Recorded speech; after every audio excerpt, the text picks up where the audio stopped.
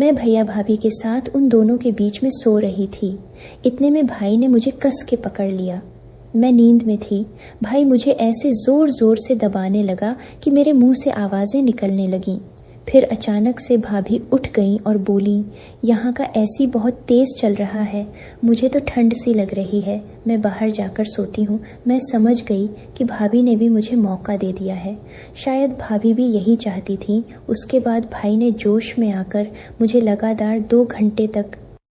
मैं रूपाली पिछले साल अपनी मौसी के घर घूमने गई थी। क्योंकि मैं कहीं भी नहीं जाती हूँ तो मम्मी ने कहा कि तुम अपनी मौसी के घर घूम आओ।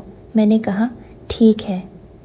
मम्मी ने मौसी को फ़ोन किया और 2 दिन बाद मेरी मौसी का बेटा मुझे लेने आ गया। मैं उसे देखने लगी और उससे बात करने लगी। उसकी शादी को 2 साल हो गए थे। वो अब पहले से काफ़ी बदल गया था। उसकी शादी में मम्मी गई थी, मैं नहीं गई थी। उसने मुझसे पहले तो इसी बात को लेकर उलाहना देते हुए कहा, तुम शादी में क्यों नहीं आई थी? फिर यूं ही बात होने लगी और वो मुझसे पूछने लगा, कैसी हो रूपाली, और तेरी पढ़ाई वगैरह कैसी चल रही है?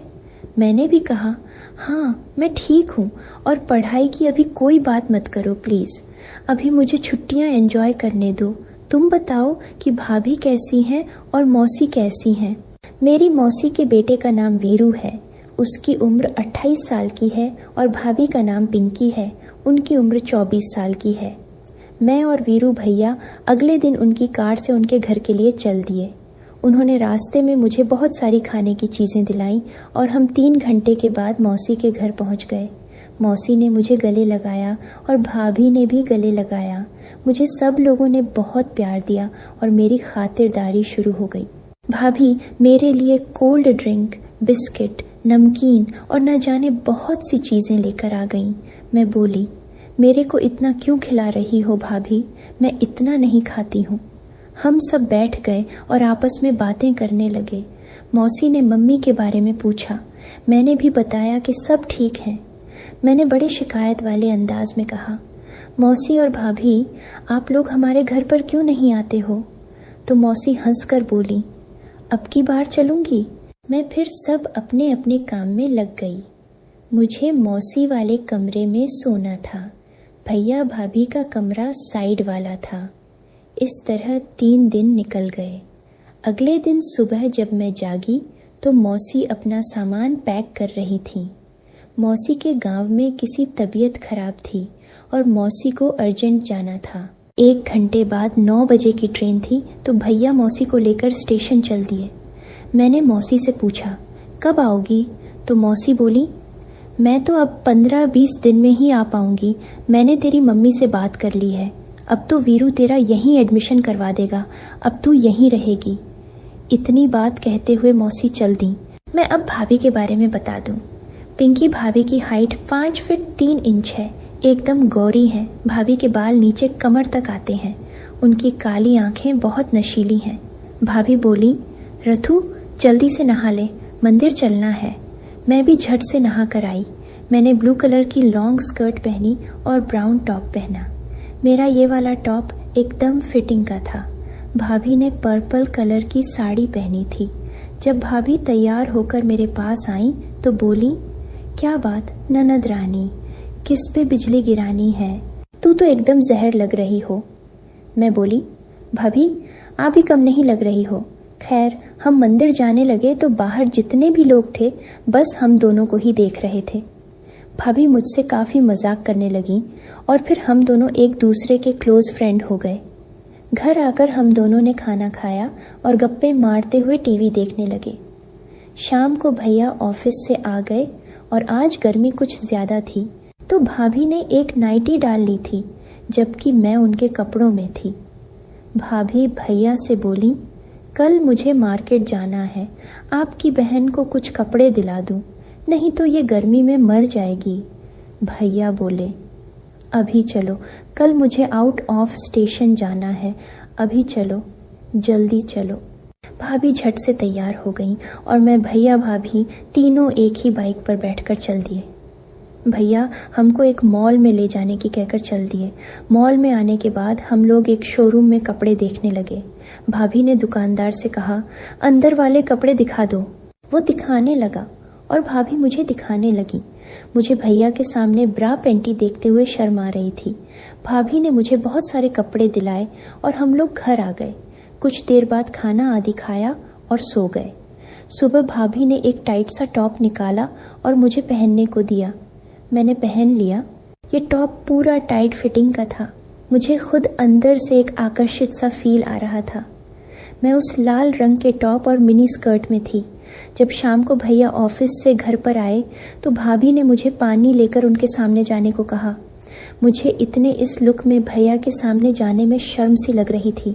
भाभी बोली, चली जा यार, तेरे भाई ही तो हैं। मैंने कहा, भाभी वो बात नहीं, बस जरा शर्म आ रही है। भाभी ने कहा, मेरी ननद रानी, इतना क्यों शर्मा रही हो? कल से तुमको यही कपड़े पहने हैं। अब ये तेरा विलेज नहीं है, सिटी है सिटी, समझी? इसके बाद मेरी झिझक जैसे तैसे खत्म हुई और हम सब रात होने तक यूं ही बातें करते रहे। फिर सब लोग सोने चल दिए। करीब 11 बजे मेरा कूलर खराब हो गया। मैंने भैया को जगाया तो भैया बोले कि तू हमारे वाले रूम में ही सो जा। मैं भी भाभी के साथ उसी रूम में आ गई। एक तरफ भैया और बीच में भाभी, साइड में मैं थी। मैं उस टाइम लोवर टी शर्ट में थी, भाभी नाइटी में थी। थोड़ी देर बाद उनको लगा कि मैं सो गई हूँ तो वे दोनों आपस में मस्ती करने लगे। मुझे उनकी छेदा खानी से बहुत शर्म आ रही थी। किसी तरह रात निकल गई और मैं सुबह तक सोती रही। मुझे भैया ने जगाया तब मैं जगी। भाभी बोली, आज संडे है, रूपाली जाओ तुम नहा कर आओ और सुनो, आज तुमको कल ली हुई नई वाली ड्रेस ही पहननी है। मैं शर्माते हुए नहाने चली गई। भाभी ने कपड़े निकाले और मुझे दे दिए। एक बहुत छोटा सा स्कर्ट और ट्रांसपेरेंट टॉप थी। मैंने भाभी से कहा, भाभी घर में भैया हैं, मैं इनको नहीं पहन सकती हूँ। भाभी बोली, ये तो कपड़े हैं, इनमें इतनी क्यों परेशान हो रही हैं? मैं बोली, भाभी मुझे भैया के सामने इनको पहनने में शर्म आती है। भाभी बोली, जब तेरी शादी होगी तो जब नहीं पहनेगी क्या? मैं बोली, तब की बात और है। भाभी बोली, जा, मैं तेरे से बात नहीं करती। मुझे लगा कि भाभी नाराज़ हो गई तो मैंने भाभी को हक किया और बोली, अच्छा, जैसा आप कहोगी मैं वैसे ही कपड़े पहन लूँगी, बस आप नाराज़ मत होना। भाभी हंस कर बोली, जा, तू अपने भैया को पानी दे के आ। मैं भैया के रूम में गई तो भैया मुझे देखने लगे। भैया की निगाहों में एक अजीब सा भाव था। मुझे उनके देखने के अंदाज से अंदर तक गुदगुदी सी होने लगी। उसके बाद सबने खाना खाया और आराम करने लगे। सारा दिन यूं ही चुहलबाजी में बीत गया। जब रात को हम सोने गए तो भाभी ने मुझे बीच में खिसका दिया और खुद साइड में सो गई। थोड़ी देर में भैया का हाथ मेरे सीने पर घूमने लगा था। भाभी ना जाग जाएं, मुझे तो यही डर लग रहा था। मैं इसलिए चुपचाप लेटी रही। इसका नतीजा ये हुआ कि भैया की हरकतें बढ़ती गईं। एक तो रूम में अंधेरा था और दूसरा भैया के हाथों की हरकतों से मुझे भी मस्ती छाने लगी। वो अपना काम करने लगे तो मैंने भी अपनी आंखें बंद कर लीं और मज़ा लेने लगी। तभी मुझे फिर से याद आया कि भाभी बगल में ही सो रही हैं, तो मैंने भैया को साइड किया और उठकर बाथरूम में चली गई और फिर से रूम में आ गई। मैंने भाभी को उनकी जगह पर सरका दिया और खुद किनारे लेट गई। मुझे लगा कि भैया को पता नहीं है कि उनके नीचे में थी। शायद वो मुझे भाभी समझकर उस मूड में थे कि इतने में भाभी जाग गई थी। उन्होंने मुझे हिलाया। मैं तो अब तक गर्म थी सो जाग ही रही थी। भैया भी जागे हुए ही थे। तभी बिजली चली गई और चूंकि गर्मी का मौसम था तो बेचैनी होने लगी। भाभी बोली, चलो बाहर आंगन में चलते हैं। भैया तो कुछ कहने की जगह सीधे उठकर ही बाहर आंगन में चले गए। उनको ज़्यादा गर्मी लग रही थी तो वे आंगन में बैठकर नहाने लगे। इसके बाद भाभी भी पानी में भैया के साथ मस्ती करने लगीं और बोलीं कि चलो एक गेम खेलते हैं। हम में से किसी एक इंसान की आंखों में ब्लैक पट्टी बांधते हैं और उस इंसान को दूसरे इंसान को छू कर बताना है कि वो कौन है।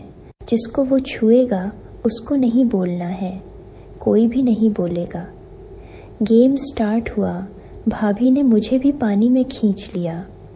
हम सब लोग पानी में भीग गए। सब ने एक दूसरे को पानी में खूब भिगोया। उसी रात को भाभी फिर एक साइड में ही सोई। मैं भैया की तरफ वाली साइड में सो गई। कुछ देर बाद भैया शुरू हो गए। आज मैंने भी कुछ नहीं कहा। अब मैं तो आसमान में उड़ रही थी और मैं भी चाहती थी कि भैया आज वो सब मेरे साथ कर अपना बना लें। मैं भी उनके बालों में हाथ फेर रही थी। फिर अचानक से भाभी उठ गई और बोली, यहाँ का एसी बहुत तेज़ चल रहा है, मुझे तो ठंड सी लग रही है, मैं बाहर जाकर सोती हूँ। मैं समझ गई कि भाभी ने मुझे करने का पूरा मौका दे दिया है। थोड़ी देर में भैया ने कहा, रूपाली आज तुझे अपनी बना लूँगा। मैं बोली, हाँ बना लो ना, मैं तो आपकी ही हूँ, मेरे राजा भैया।